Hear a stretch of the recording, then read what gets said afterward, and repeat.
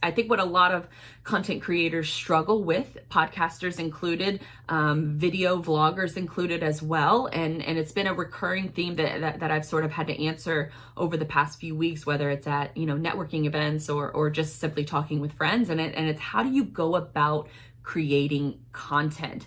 But now we have, and I don't know if many of you are familiar, I'm sure most of you are familiar with a gentleman by the name of Gary Vaynerchuk, GaryVee. He is a very famous entrepreneur. He builds businesses out of scratch. I have followed him for a while, and he's more of a, I would say his public persona is more of a motivational kind, but it's motivational in a sense that he's a realist, and he has an insane work ethic, and he pumps out content like it's nobody's job, and he's somebody that I have followed and I have admired for a while. Actually checked off the bucket list earlier this year when I got to see him speak live at Freight Waves conference up in Atlanta. And when you see him in public, and you probably wonder, how does he create so much content? Because if you pay attention to his social channels, his blogs, emails, he is pumping out content left and right. But I think so many of us struggle with what to create, when to create it, and how to create it. So I'm going to play a little clip from a video that was just released by the GaryVee team titled How We Created 7 Million Extra Views. And it goes back to the idea of documenting and repurposing content. So before we go into explain how we use the content model, I actually want to explain what the content model is. So the content model is actually a pillar piece of content that we use to break into individual smaller pieces of content. We use the pillar content to reuse, reshape, reformat so we can fit into different platforms. Now the content model itself is actually available to everyone right now. It's a free 86-page deck that is available on GaryVee.com/content model. So now we're going to dive into how we use the content model and how you can use it as well. Buying the New York Jets is my ambition.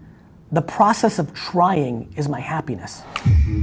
So for this clip, we actually had 4 titles that we, meaning Gary and the team, came up with. When we presented on Twitter, we actually showed a raw clip with subtitles on it. Over 50% of the audience don't listen with sound on.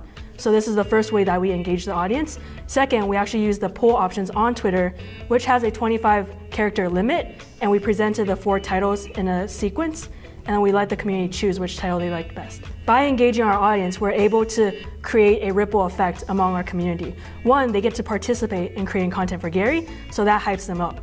2, we give them early exposure to the piece of content. So when the full thing comes out, which is the full pillar content, people will feel more excited and more familiar with that piece of content. And 3, it helps our audience feel special because this is actually an exclusive piece of content that we haven't shown to anyone else. Now, if that isn't, the best advice, probably, I don't want to say the best advice, but it's damn good advice and it's so practical too. I mean, they talk about in that clip about documenting. So creating a podcast, creating a vlog, and that is considered your long form content. But then you take that clip and then you create something else out of it. So you're repurposing that content into an article, into a meme, into quotes, images, and then you use all of that content to distribute the end goal, the NCTA, or the call to action. And it's LinkedIn, it's Facebook, it's Instagram, it's email.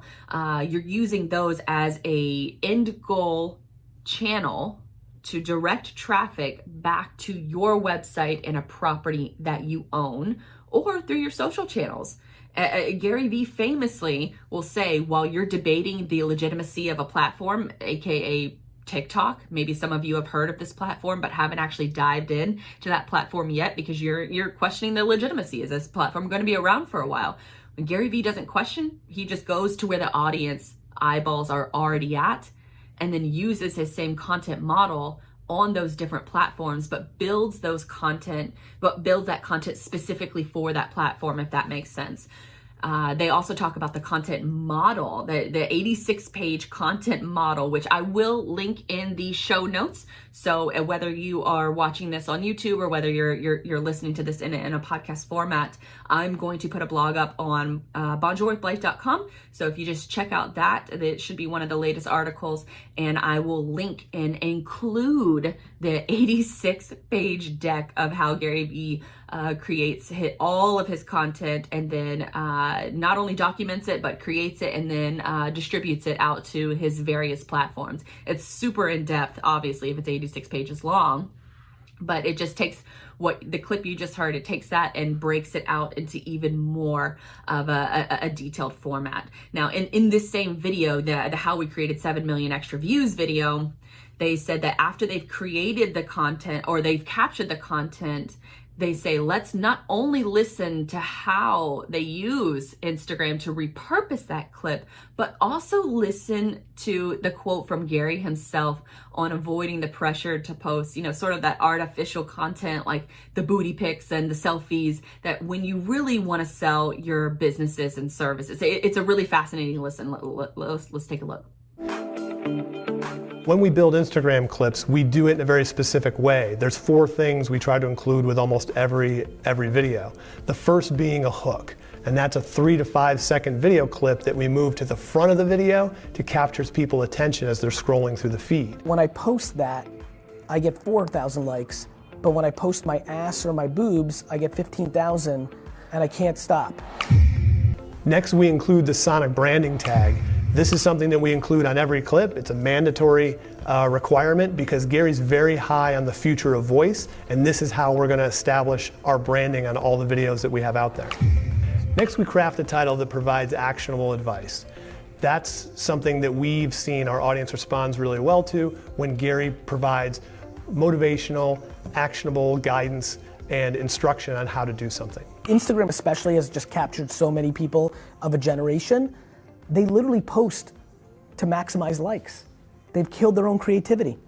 People start creative on Instagram when people start following them, and then they become a robot of the machine because they know it's, do you know how many attractive women, young women, ask me secretly, like at a conference or in a DM of like, I really know a lot about health and wellness, but when I post that, I get 4,000 likes. But when I post my ass or my boobs, I get 15,000 and I can't stop. And I'm like, okay, how about not having your self-esteem wrapped up in how many likes you get on Instagram? But it becomes the machine. Our call to actions are really important because it is the closure of that video, and we really hope that users, after watching this video, will take action. It's the core to every message that Gary has is to do. So we try to close with some specific direction as to what you should be thinking about or doing next. Now that end clip takeaway there is the key to stop pandering to the like machine. And I know it's really difficult for a lot of people to make that distinction because I suffer from it myself. I have photos that do significantly better than my other photos, because my audience is technically still a predominantly male audience. They don't like seeing pictures of me and my boyfriend. They don't like seeing, not necessarily, they like seeing pictures of my work. They like seeing me at sporting events. Those are my photos that get the highest engagement. But I think, and I just mentioned this, that Instagram is gonna start hiding likes. They've already been doing this in other countries. I think Australia and the UK, maybe a couple other countries, but they've started to hide likes. And the reasoning behind this is that they think that the like count affects people's mental stability, anxiety. It creates a lot of posting anxiety. And I totally get it. It's one of those things where you find yourself starting to think about, okay, well, I'm not going to post this right now because if I post it tomorrow morning at 10 a.m., that's when I'm going to get the most engagement. That's when, even my Instagram insights tell me to post on a Thursday at 10 a.m. because that's when my audience is most online. But if you remove those likes and you remove that pressure, I think what you end up with is people posting more to your platform. And I think brands are still going to be able to see you're still going to be able to see your likes. Those are the early reports that are coming in, is that you can still see who likes your photo and you can still see who interacts with it. Comments aren't going anywhere either. So it's probably going to place a higher importance on the front facing side to more engagement, more comments, and saves. You're still the only person who can see a save, but on the flip side, you'll still be able to see comments, as far as like being the public form of that post. You won't be able to see the likes. You'll be able to see the comments, but you yourself, on any picture you post, you'll be able to see everything still. It's just only limiting those likes to other people. And it goes back to the story that I heard a few months ago when Instagram first announced this, is that when part of the study that made Instagram change their mind on this is they had people who were born in the US studying abroad. And what they would do is, this one girl in particular, she would set an alarm for like 4 a.m. so she could post to her Instagram account in US time. So that way she would get the maximum amount of engagement, and then she would go back to sleep. So she would legitimately set an alarm in order to post to her Instagram page in order to get the most likes. And with Instagram removing the likes, I think it's going to help tremendously with people posting more authentic content. And if you are one of those, the lucky few who are smart and they have, a message to share in addition to being attractive, I think that this is going to be sort of that next step, that next phase for you to say, well, maybe I won't post the booty picture today. And if you do want to post a booty picture, post it. I mean, no, obviously no one's going to stop you. But if you have something valuable to share, it's more incentive for you to share that valuable insight, that valuable advice, versus let me just post something for the maximum engagement value.